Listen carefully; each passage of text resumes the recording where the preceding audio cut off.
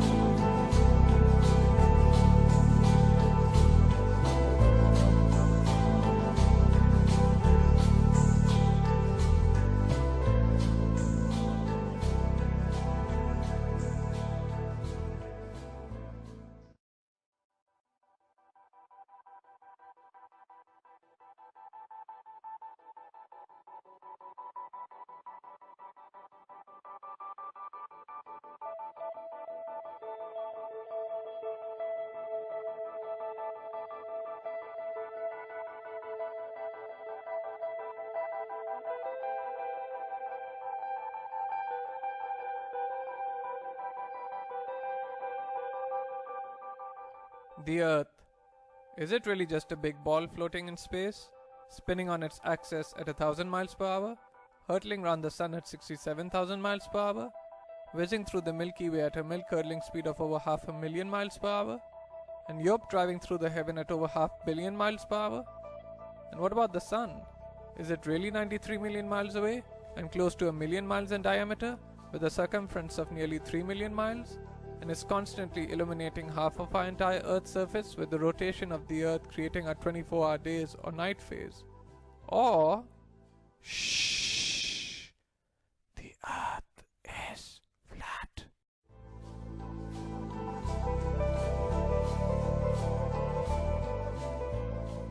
And maybe it's completely still, just like we experience. And maybe the sun isn't big, but is very small and very close, and not illuminating the Earth from 93 million miles, but is illuminating locally. And maybe everything, the sun, moon and stars, are not far away, but are circling overhead relatively close. In this part, we are going to explore the latter option, and at the end we are going to reveal startling evidence through the use of time-lapse photography that the sun cannot possibly be 93 million miles away, but is in fact very close and is illuminating locally as it traverses our flat Earth. And now watch how the sun comes at you. Boom! I mean, come on. And that's all perspective. If you look at contrails and chemtrails, Google images, you'll see them. They start out low at the horizon, they come up overhead. Look at that thing. They come up overhead and then they go down at the horizon. Perfectly explains what the sun would do. Here it is going overhead. I love time lapse. Look at this, you can't go out. Look at the sun, you can't see this stuff except that it's on, time lapse like this. It's incredible. Now watch this thing. It's sweeping. The sun over flat Earth is doing a big circle, alright? Look at this thing. See, it's sweeping to the right?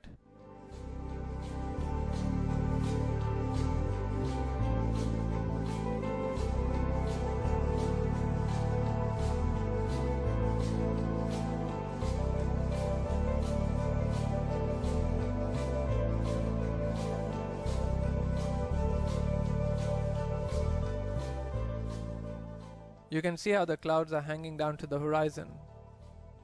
One shot up there. That's exactly how the sun would do on flat Earth.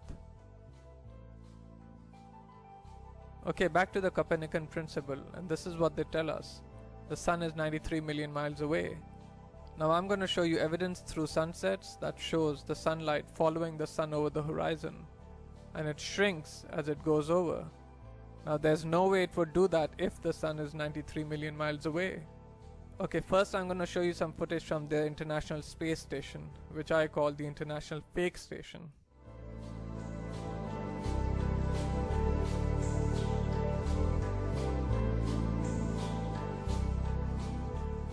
Okay, now watch this animation, watch this sunset. Now this is exactly, if they came to me and said do an animation, this is how I would do it. If the sun were 93 million miles away. Just like that, have the whole horizon fade evenly. And that's not what we see.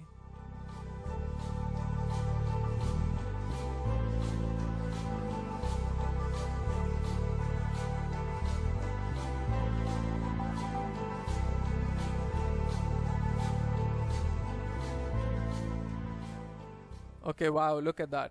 Look how the light lifts off the ground like a big wedge, or like lifting up a sheet of paper. That's incredible footage.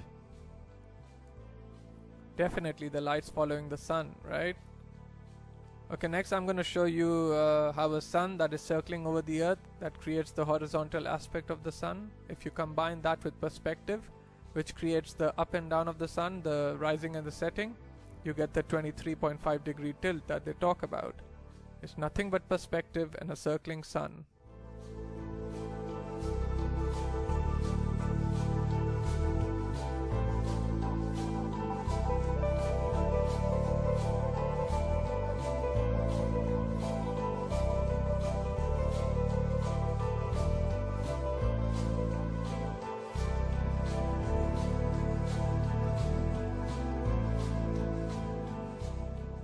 There's another sun sweeping at a big circle.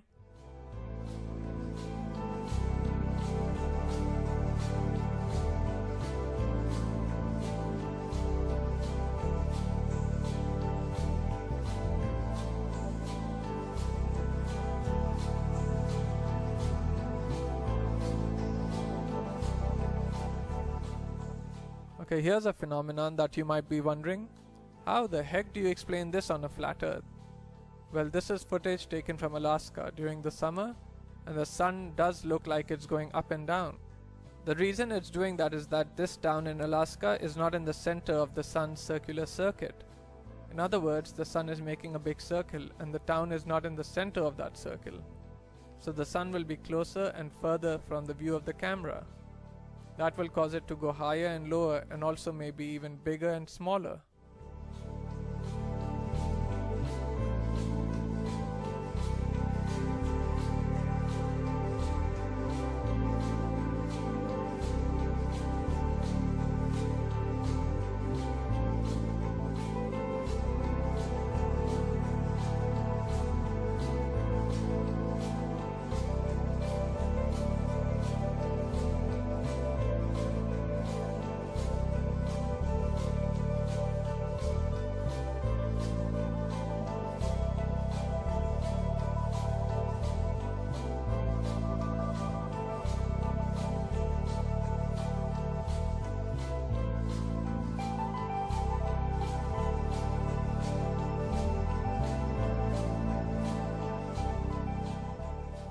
Look at the high altitude airplane. Remember, this is from a high altitude balloon, so that airplane is probably at cruising altitude. Notice how it looks like it's going up from the horizon. That's exactly how the sun will rise, because that plane is staying parallel to the ground. And now watch, it will go down to the other horizon, right? Again, perspective. That's how the sun will set. And forget the big ball. That's just due to a GoPro camera. And then also, look at the size of the sun. Look at that thing. I mean, there's something to it to say that the higher up we are, our viewing sun looks bigger, and it looks like it's not as high in the sky as it does when we're on the ground. Something to that.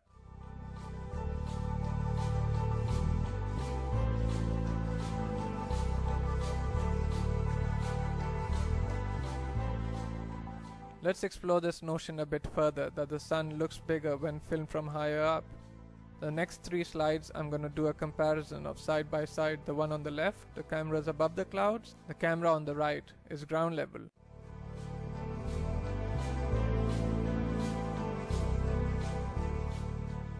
And the point from the side by side comparison from the ground level and the level above the clouds is that above the clouds we are only maybe a mile or so up. And if the sun appears to be closer to the camera, well, that means it's probably much closer, because if the sun were 93 million miles away, a mile closer wouldn't make any difference at all to its visual appearance.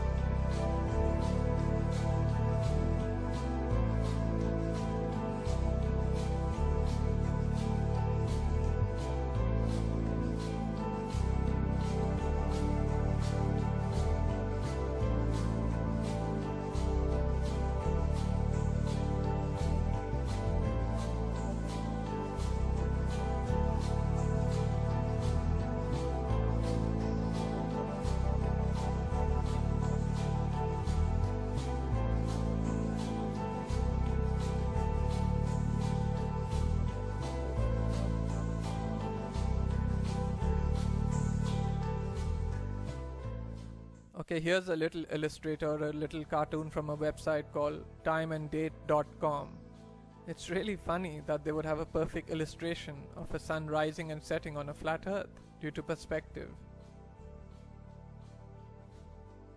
You'll notice that it rises from below the horizon and sets below the horizon. Now you might be saying, well, how's that possible? I can see now you're saying that it rises and lowers due to perspective, but how does it disappear below the horizon? Well, I got a theory about that. Because of the fact that all parallel lines and planes converge at your eye level horizon. This is according to perspective, I'm not making this up. If in fact, and they do, they converge at your eye level horizon visually, then it makes sense that after that point, they diverge, meaning they then separate, so the sun would continue on a downward track. As you can see from my illustration here, the lines would go to your horizon and then afterwards they would spread out and separate, kind of like a starburst, and the starburst being at your horizon, at your focal point.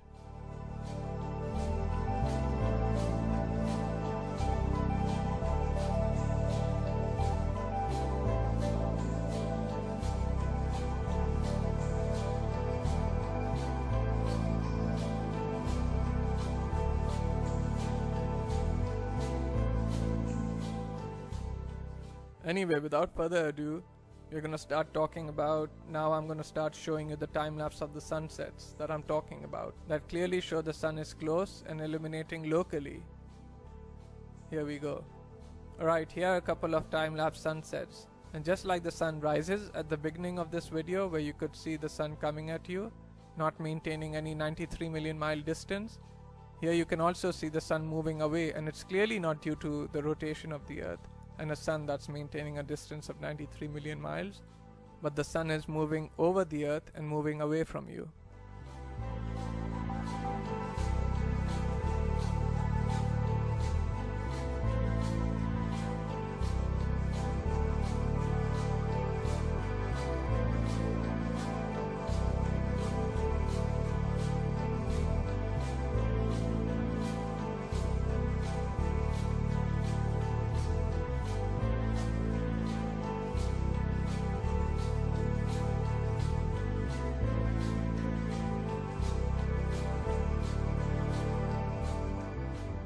Okay, these next three slides, the sun is almost set already, behind the horizon.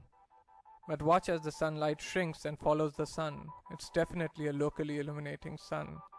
Not far away, not very big, and definitely not 93 million miles away.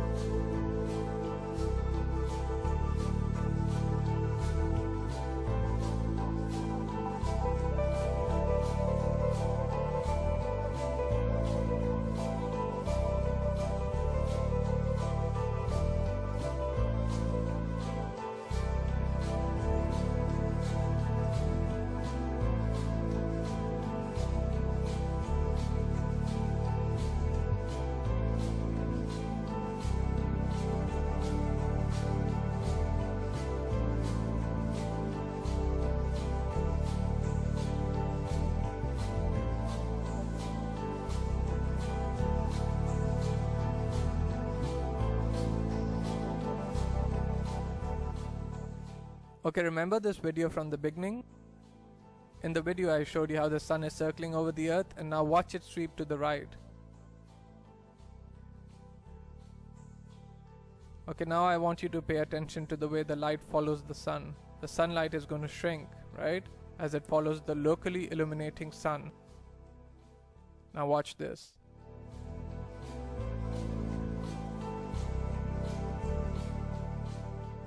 See it shrinking, following the sun? You do not get that if the sun is 93 million miles away. The entire horizon should fade evenly. Just like this supposed shot taken from space of the earth, you can clearly see the way they depict it. They depict the demarcation between day and night or light and dark as a long straight line. and you can see the long straight line moving as one solid piece. That means that the sunsets should all fade, the entire horizon should fade evenly. But that's not what we observe, as we will see and as we've seen in the footages so far. The sunlight shrinks and follows the sun over the horizon. So these time-lapse sunsets are definitely the nail in the coffin for heliocentrism. But this particular one here, shot from above the clouds from this observatory, is the final nail in the coffin.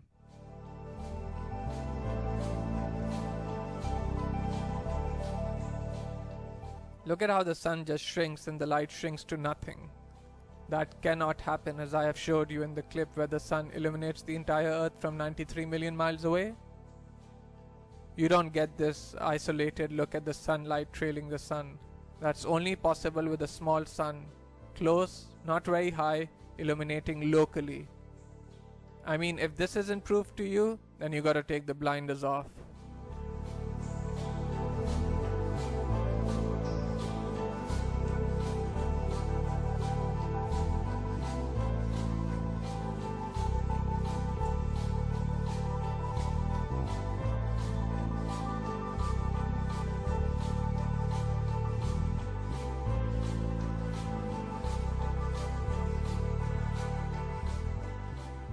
And finally, I'm going to show you some examples of local illumination for a city in the background.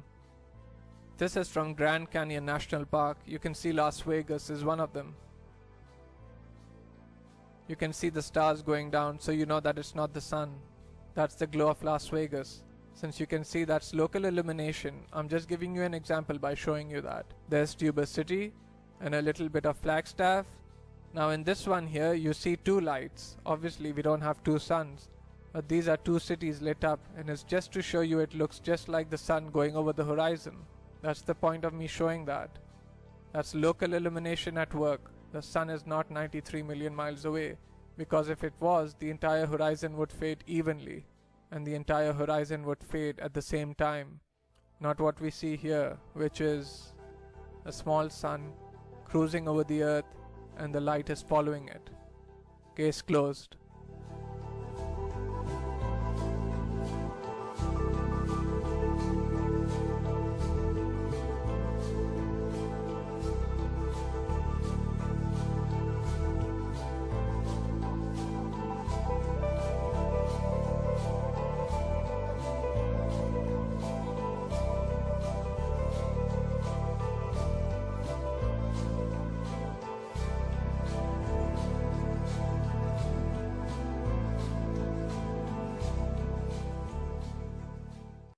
Thanks so much for watching. I hope you enjoyed this video presentation. If you did, please subscribe to my YouTube channel, like the video, and share it on your favorite social media sites.